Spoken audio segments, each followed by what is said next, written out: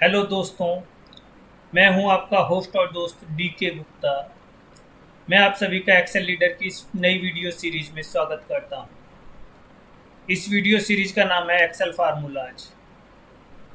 इस सीरीज के हर वीडियो में हम किसी पर्टिकुलर फार्मूला के बारे में डिस्कस करेंगे, जैसे उसका नाम, उसका डेस्क्रिप्शन, उसका यूज, उसका सिंटैक्स क्या होता है, उसको यूज करने के लिए कितने और क्या क्या आर्गुमेंट्स की ज़रूरत होती है, उस फार्मूला का ग्रुप कौन सा है और MS ऑफिस के किस वर्जन से ये अवेलेबल है।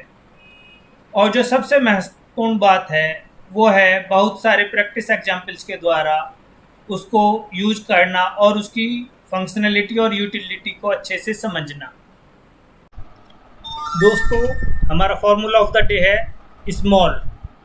तो अपना डिस्कशन शुरू करते हैं स्मॉल फंक्शन के बारे में।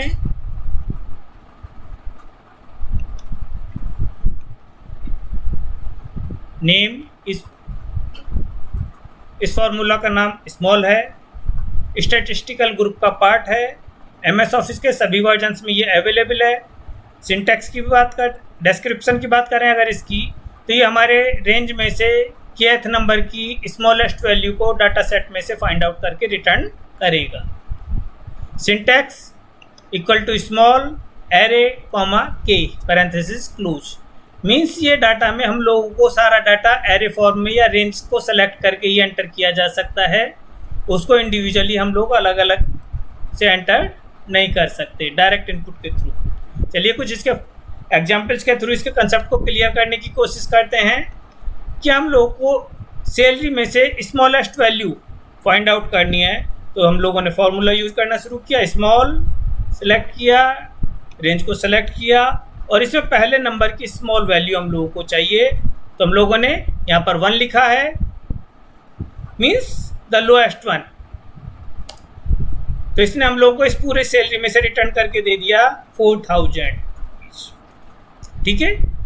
अब अगर हम लोग कहें कि इसी फॉर्मूला को कॉपी करके दोबारा देखते हैं कि हमें सेकंड लोएस्ट वैल्यू चाहिए, स्मॉल डाटा सेलेक्ट किया और जो रैंक थी उसको अब हम लोगों ने कर दिया सेकंड पॉइंट की, सेकंड नंबर की वैल्यू को रिटर्न कीजिए। तो इसने हम लोगों को सेकंड नंबर की वैल्यू रिटर्न कर दी 5500। सपोज हम लोग कहें कि हम लोगों को थर्ड नंबर की वैल्यू चाहिए, स्मॉल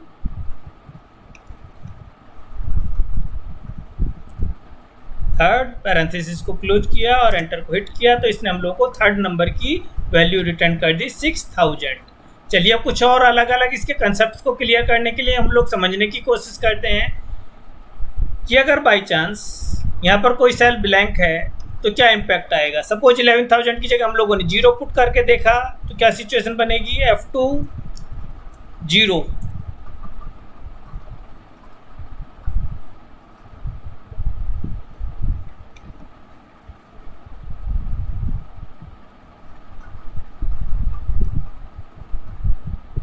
तो अब सबसे छोटी वैल्यू इस सेल में कौन सी हो गई, 0। तो इसलिए हम लोगों को इसने सिस्टम ने 0 रिटर्न करके दे दिया। ठीक है, क्योंकि अब स्मॉलेस्ट वैल्यू इस पूरे डाटा सेट की 0 है, इसलिए इसने इसको 0 में कन्वर्ट कर दिया। जो फर्स्ट नंबर की वैल्यू है दैट इज 0। ठीक है। अगर बाई चांस ये ब्लैंक सेल है, बिल्कुल डिलीट कर देते हैं। डिलीट होने के बाद इम्पैक्ट देखिए क्या आया कि इसने उसको इग्नोर कर दिया बिल्कुल और पूरी तरीके से। अब इसके लिए यहाँ पर केवल 9 वैल्यू है और 9 के अकॉर्डिंग जो सबसे पहली लोएस्ट वैल्यू है वो 4000 है, सेकंड लोएस्ट है 5500 और थर्ड है 6000। इसलिए इसको इसने बिल्कुल इग्नोर कर दिया। अगर यहाँ 0 था तो इसने पहले नंबर की जो वैल्यू थी, लाइक हमने 0 एंटर किया तो पहले नंबर की वैल्यू आप देख रहे हैं वो चेंज होकर के 0 को रिटर्न कर दिया इसने। और कंसेप्ट को और क्लियर करने की कोशिश करते हैं कि अगर बाय चांस डाटा सेट में कोई एरर है तो उसको किस तरीके से रिप्रेजेंट करेगा। जहाँ 11000 है, हम लोग यहाँ पर एक एरर क्रिएट कर रहे हैं, डिवीजन एरर 11000 डिवाइड बाई 0। तो आप देखिए इसने सभी फॉर्मूलों को डिवीजन एरर मैसेज रिटर्न कर दिया। तो हमारे डाटा सेट में कोई भी एरर मैसेज या एरर नहीं होना चाहिए। सपोज इसी तरीके से Ctrl Z किया हम लोगों ने, डाटा सेट को ठीक किया एक दूसरी एरर क्रिएट करके देखते हैं। 4000 की जगह हम लोगों ने डिवीजन एरर क्रिएट की, 4000 डिवाइड बाई 0, तो डिवीजन एरर उसने वो कन्वे कर दिया। और जहाँ 11000 है वहाँ पर हम लोग लिखते हैं #NA। इट मीन्स क्या हुआ कि डाटा सेट में जहाँ पर भी इसको सबसे पहली मिस्टेक मिलेगी ये उस मैसेज को रिटर्न कर देगा। जैसे यहाँ पर दो एरर है NA और डिवीजन, बट डाटा सेट को पहली एरर कौन सी मिलती है NA, तो इसने हम लोगों को NA को रिटर्न कर दिया। डाटा सेट को वापस ठीक किया। अगर बाई चांस डाटा में कहीं कोई टेक्स्ट लिखा हुआ होता है तो क्या इम्पैक्ट आएगा। लाइक जहाँ 11000 है उसकी जगह हम लोग टेक्स्ट लिख देते हैं तो कोई इम्पैक्ट नहीं आया, वही रहा। बट अगर ये हमारे उस पर्टिकुलर सेल के रिजल्ट पर आ रहा होता तो इम्पैक्ट अलग हो जाता। लाइक जैसे पहली वैल्यू है 4000, हम 4000 की जगह टेस्ट लिख देते हैं तो देखिए क्या चेंज होगा। जो 5000 सबसे सेकंड थी वो फर्स्ट वैल्यू हो गई, और जो थर्ड थी वो सेकंड में हो गई, और जो नई वैल्यू हो गई इसने वापस से हमें रिटर्न कर दी। तो इट मीन्स उस पर्टिकुलर सेल पर अगर डाटा आएगा, टेक्स्ट आएगा, तो ये उसको चेंज करेगा, अदरवाइज उसको इग्नोर कर देगा। थर्ड कंसेप्ट को हम समझने की कोशिश करते हैं कि अगर बाई चांस किसी जगह पर कोई ट्रू या फॉल्स वैल्यू है तो हम लोग जहाँ 4000 उसकी जगह ट्रू वैल्यू क्रिएट करके देखते हैं 2 = 2। ठीक है, इट मीन्स इसने इसको डाटा को फौरन अपने सेल से बाहर कर दिया, इसको नहीं माना, और अगली वापस से फार्मूला को चेंज करके अपनी नई वैल्यू 5500 को पहली वैल्यू माना, 6000 को दूसरी लोएस्ट वैल्यू माना, और 6120 को थर्ड लोएस्ट वैल्यू माना। उसके अकॉर्डिंग उसने उसको रिटर्न कर दिया। या हम लोग कहें कि ये 2 की जगह फॉल्स है, 2 इज ग्रेटर देन 2, इम्पैक्ट वही रहेगा, बट समझने के लिए हम लोगों ने इसको इस तरीके से करके देखा। अगर बाई चांस हमें किसी सेल को कंटीन्यूअस डाटा है एरे फॉर्म में इंसर्ट करना है, it means we can arrange as many rows and columns we want to put in system. Like small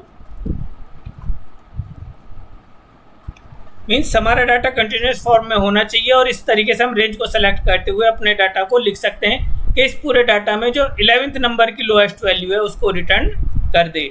तो इसने 11th नंबर की जो लोएस्ट वैल्यू है वो हमें रिटर्न कर दी, दैट इज 4000, क्योंकि 10 वैल्यू ये हो गई और 11th वैल्यू यहाँ पर आ गई 4000।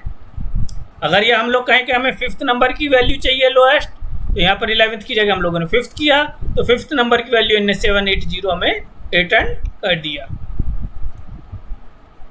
ठीक है, अब अगर हम लोग देखते हैं कि हम लोग जितने नंबर हैं यहाँ पर, जैसे 10 सेल्स हैं, अगर हम लोग 10 से ज़्यादा किसी भी हालत में 10 से कम नहीं, 1 से नीचे नहीं रख सकते, 0 नहीं लिख सकते, माइनस नहीं कर सकते, और 10 से ज़्यादा नहीं कर सकते। जितने हमारे डाटा सेल्स होंगे उतनी ही रेंज तक वैल्यू ये हमें बता सकता है।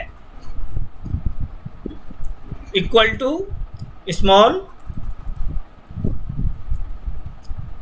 ये सिलेक्ट किया।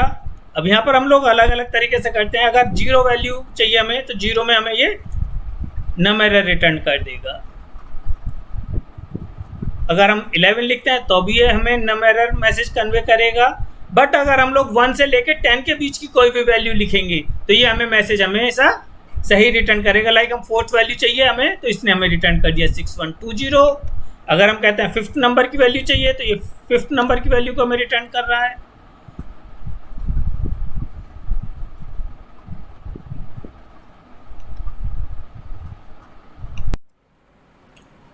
आज के वीडियो में इतना ही। उम्मीद है आप सभी को ये वीडियो पसंद आई होगी, और जल्द ही मिलते हैं एक नए वीडियो के साथ। तब तक के लिए धन्यवाद।